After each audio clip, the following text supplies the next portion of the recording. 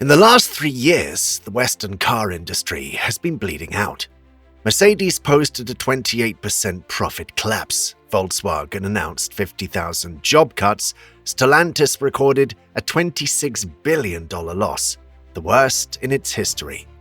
But one name is doing the exact opposite. That's BYD. The world is calling them the greatest business success story of this century.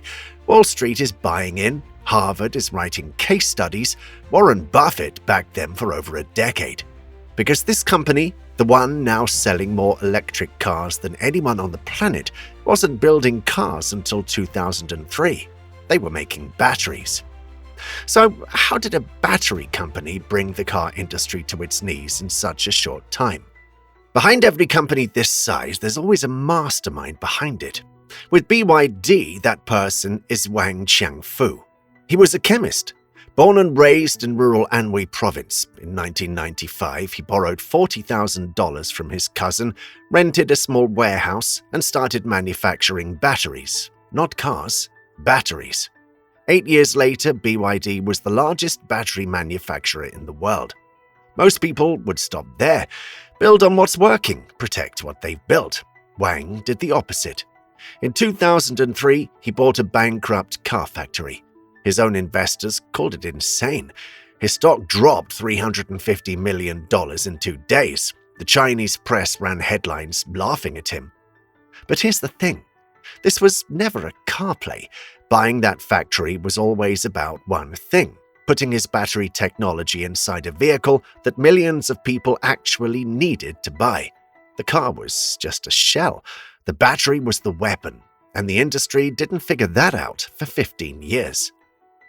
Every major car company in the world buys parts from other companies. Tesla gets its batteries from Panasonic. Volkswagen depends on hundreds of outside suppliers for motors, chips, and electronics. But BYD built everything themselves. Batteries, semiconductors, motors, software, every single component comes from inside the same company. For years, the industry called that approach inefficient, too expensive, too complicated to manage. Then 2021 happened. A global chip shortage shut down car production lines across Europe and North America. Ford, GM, and Volkswagen were all sitting idle, waiting on chips they didn't make and couldn't get. Factories that built hundreds of thousands of cars a year went quiet. And what does BYD do? They turned up production at their own chip factory and kept delivering. When lithium battery prices exploded and drove up battery costs for every other manufacturer, BYD barely felt it. They were already mining their own lithium. In Tibet, in northern Chile, through a contract with the Chilean government secured in 2022. Every crisis that hurt the competition made BYD stronger, not by luck, by design. And while Silicon Valley spent years telling the world that pure electric vehicles were the only future worth backing, BYD was reading a different map entirely. Outside China's biggest cities, charging infrastructure barely existed. Millions of people had no practical way to own a pure EV, so BYD invested aggressively in plug-in hybrids, the car that runs on both, the one the rest of the industry looked down on. By the time the market caught up, BYD was selling more plug-in hybrids than Tesla was selling full electric cars in total. That volume gave them the scale to undercut every competitor on price across the world. The machine looked perfect, almost too perfect, and that's exactly the problem. The massive success of BYD's plug-in hybrids gave them something more valuable than market share. It gave them the resources to change the technology entirely. In 2020, they released the Blade battery, different chemistry from everything else on the market. While every major manufacturer was dependent on nickel-cobalt cells, BYD switched to lithium iron phosphate, cheaper to produce, longer lasting, and the detail that made the industry stop and pay attention: it doesn't catch fire when punctured. They ran the test publicly, a nail driven straight through the cell. No smoke, no flames. A competitor battery beside it caught fire within seconds. Now, here's where the story gets interesting. Back in 2011, Elon Musk sat in a television interview. A reporter brought up BYD as a potential rival for Tesla. Musk laughed and said their technology was not very strong and their cars were not particularly attractive. That clip existed. It was documented. The whole world had seen it.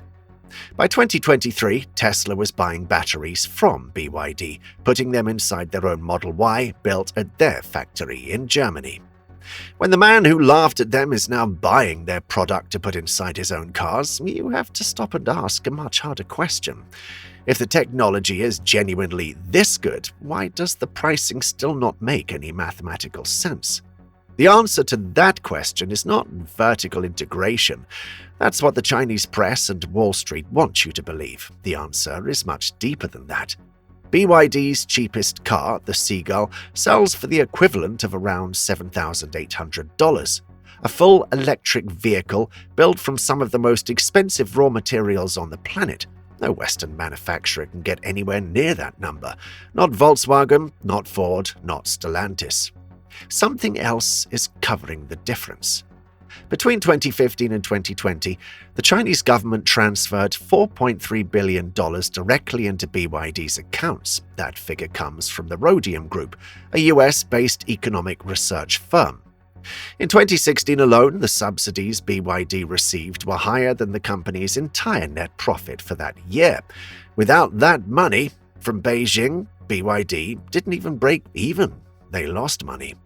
And the direct payments were only part of it. Free land for factories, zero-interest loans from state-owned banks, tax breaks on research and development, guaranteed government contracts for buses and taxis, state-funded discounts handed directly to car buyers at the point of sale.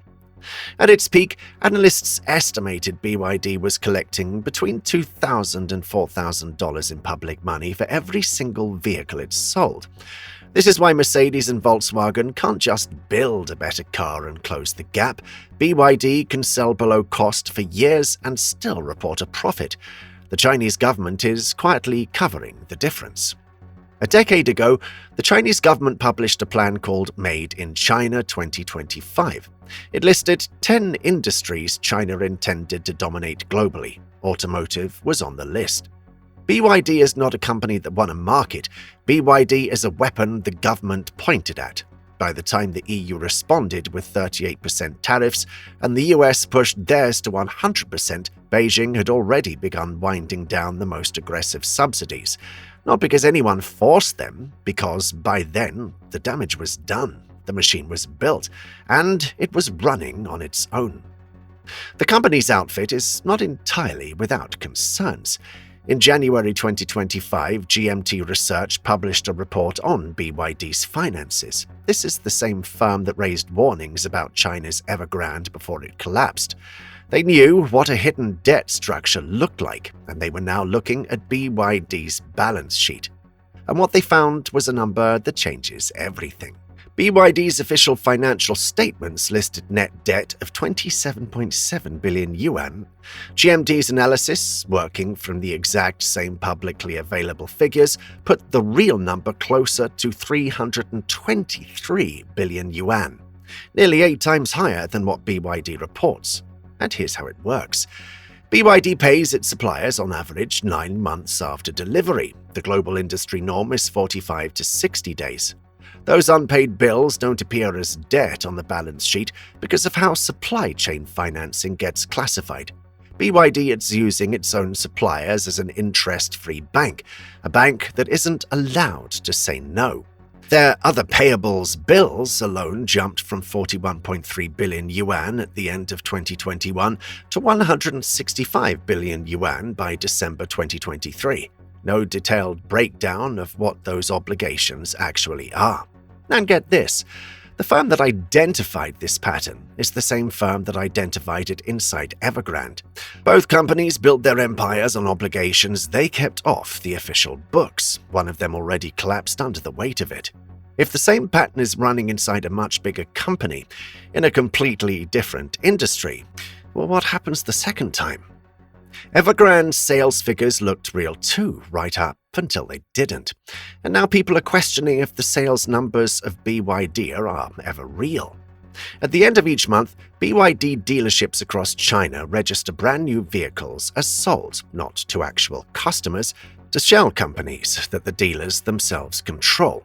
These cars then quietly moved on to the used car market, listed as zero-mileage used vehicles, never driven, never owned by a real person.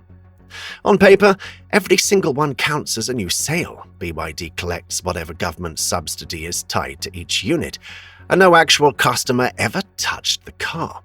Drone footage captured from fields near Hangzhou in Wuhan show exactly where those cars end up.